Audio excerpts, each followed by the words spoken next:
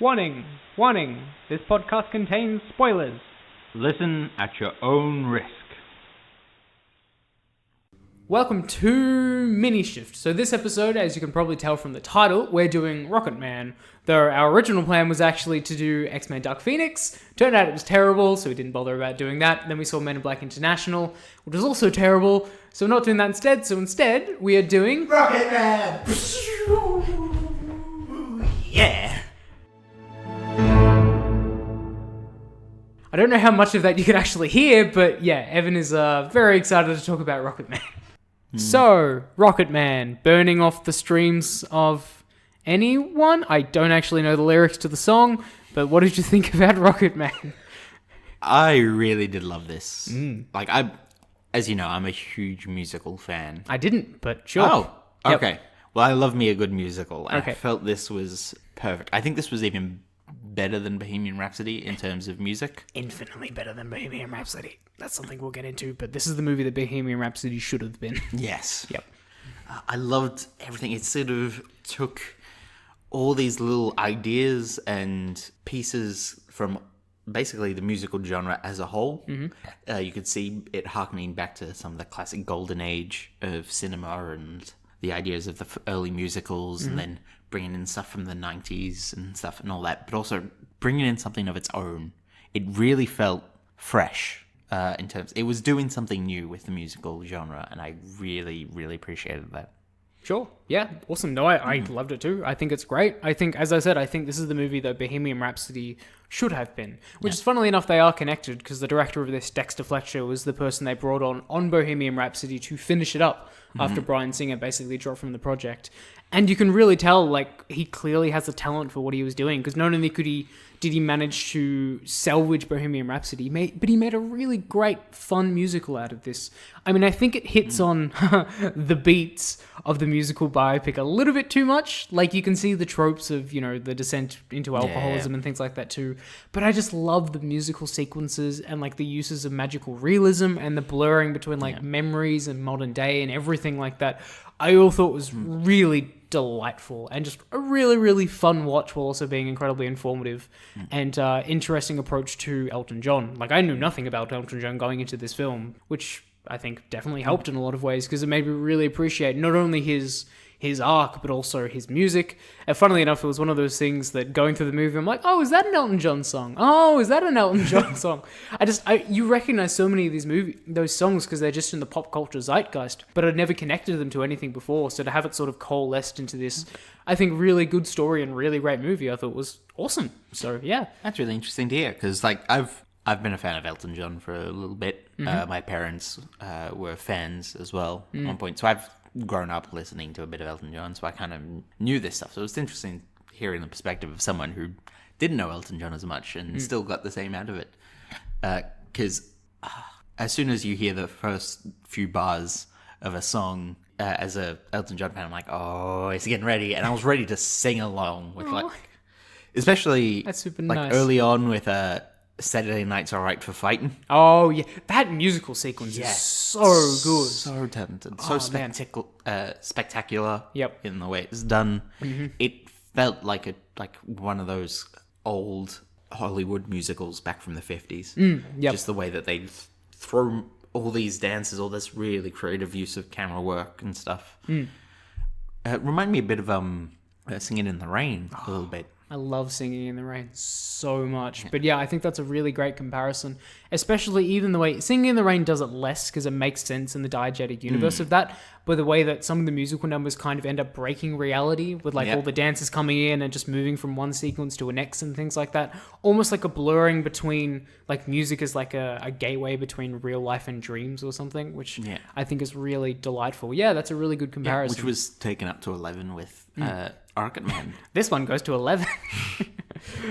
But yeah, and the way they used time, I felt, was really good. It was a way that I haven't seen most films sort of tackle that. What do you mean exactly? They use the musical numbers as a way to sort of jump, basically, from key sequences in his life. They're almost and used made like it flow. Yeah, they're almost used like the classic way that time is like condensed in film is like through a temporal montage. You know, when it's like, you know, they cut together a bunch of really short things, like, you know, the training montage and things like that. In this, yeah, you're right, it's the musical montage. Instead of like explicitly cutting between things, like you're seeing a transition of time just in the process of them singing, which is great. I thought it worked really well. Yeah, it was really good. And it didn't treat the audience as idiots, which is great. There'd be times where he'd wake up and clearly time had passed. This was like maybe a few years after the last scene. And it didn't explicitly state things to the audience like, oh, now this is 19 whatever. It was very much, you sort of figured it out as it went along, and it didn't sort of try and get in the way of it telling its story. Yeah, absolutely. So yeah, really good. Yeah, really solid film. And Taron Egg is fantastic, obviously. So, he really embodied the character in a way that I thought was impressive. Like, he really sells some of those costumes. Oh boy, absolutely. Those costumes are incredible. God damn, he really puts on a show. Just much like this film, I guess. So, I find there's that even really funny bit of synergy. The fact that Elton John was in like Kingsman 2 and like a glorified cameo role, I guess, basically. And then one film later, Taron Egerton is playing him in a biopic, which is weird connection, but I think is really funny. So, and also still done by Matthew Vaughn in a sort of connected with Matthew Vaughn and Dexter Fletcher and their whole weird sure love fest that's going on within that zeitgeist. The two of them are good Yes. friends and so on and so forth. So and so you have all these more connections sort of brewing in the Taron Egerton cinematic universe. Filmic universe. Sure. So I think it's a really great performance. And I obviously, you know, recording this now, we don't exactly know how exactly wrong Rocketman's longevity is going to be, but I really think he should get some sort of like Oscar or awards push in so many respects. I mean, not only is this the type of role that the Academy goes for, which is already pointing at it, but I think he actually has a really great performance, and I think he kind of deserves it as well. It really feels like that'd be the next great big step for his career, considering he has such a groundswell of support right now. So, yeah, really I fantastic. totally feel those credits were basically them just going, look at our costumes, look at our costume department, see how well they recreated his work, give them an Oscar. Yeah, I'm sure. I mean, that's almost certainly going to happen at this point. yeah. So, yeah, no question. There's no Black Panther to steal it away this year. But, I think really, really solid. This is one of those things. I mean, I don't like making... Well, I don't dislike making comparisons, but it's the easiest one with Bohemian Rhapsody.